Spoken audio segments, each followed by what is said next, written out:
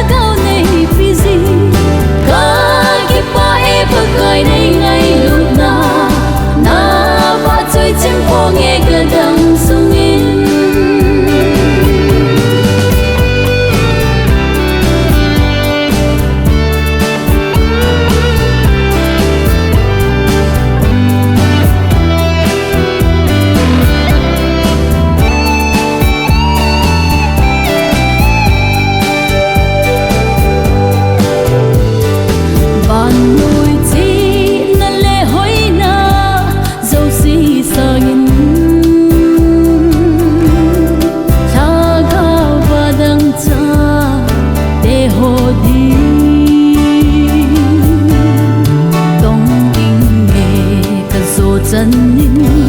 nay vui dinh ngô hoi lại chân hi dinh dòng nè chỉ dinh na nghe ca kiếp ba e pakai nay ngày lúc na tha sam hạ lâu đất cha nay vui na hi gen thei he su lên bay cũng dòng lệ